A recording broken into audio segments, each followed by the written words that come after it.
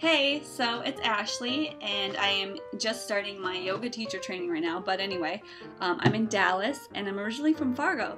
So this is my first solo road trip I've ever done.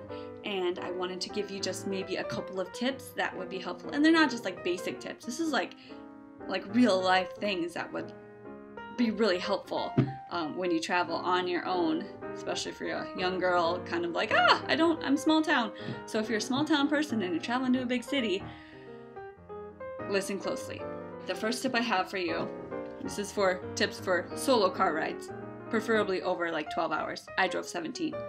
If you have a smartphone or something, learn how to use the GPS, because especially in the summertime, even if you print out a map and go old school and you're like, I got this, I know exactly where to go. Even if you do that, there's bound to be road construction and detours. So if you have this little handy device, use the GPS and it will just like tell you, turn left on so-and-so drive. So it's been so helpful. Like, I put all my faith in my phone. I have no idea where I'm going ever.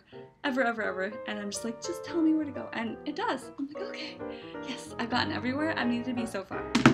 Number 2, as you're traveling, a really good idea would be to download or get a CD of some like personal development or audios, killing two birds with one stone. You're driving somewhere, plus you're learning. So it's not like you're just bored sitting there. Listening to music's okay once in a while. I kind of went between. I listened to some Danny Johnson audio seminar thing that I had on my phone, and then I had some music that I listened to, like hour here, hour there. So that was really nice. And even like books on tape might be good too, or not tape, because that's not nowadays. So books on CD or MP3. Number 3, third tip, is to use what you have, and sometimes you have to improvise. For instance, in speaking with technology, I don't travel very far. I have a 2.5-mile commute to work and back, so I don't need to plug my phone in ever or charge it in my car. So I don't have a car charger. So I was like, what do I do? Instead, I have, this laptop that I'm making a video on.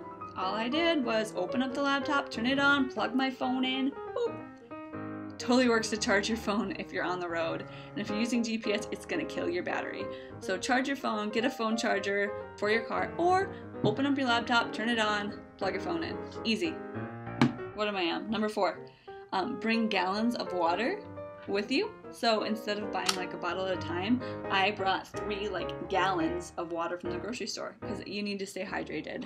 And that might mean a couple extra pit stops, but staying hydrated when you travel is really, really important. 100 ounces a day, aim for that.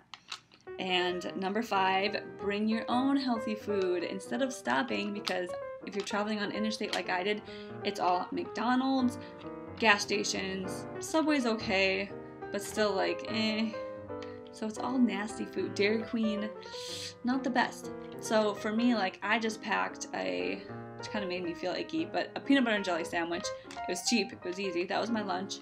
And then at night, I can't remember, but even just packing up a salad or whatever you would normally bring to work, or I bring salads for lunch, but bring your own food.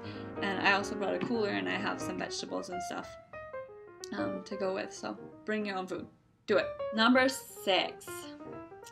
When I was because I was driving, because I'm solo car riding, put a pillow or a blanket behind your back, and then that will help support your posture. It'll keep you up, and then put it by your lumbar spine, and then you can also sit better, and then it won't hurt your back as much. Because I know that my husband says he has trouble in my car. It's my back hurts so bad. So just put a pillow behind it. Boost your shoulders or back, and also remember to take some stretch breaks every time you get out of the car. Do a couple stretches. Yeah. Number 8, bring a friend. And I said this was solo, but this is my friend. I gotta show you him. This is my buddy I traveled with. I know it's kind of kiddish, but it's my panda bear. I love pandas. I got pandas everywhere.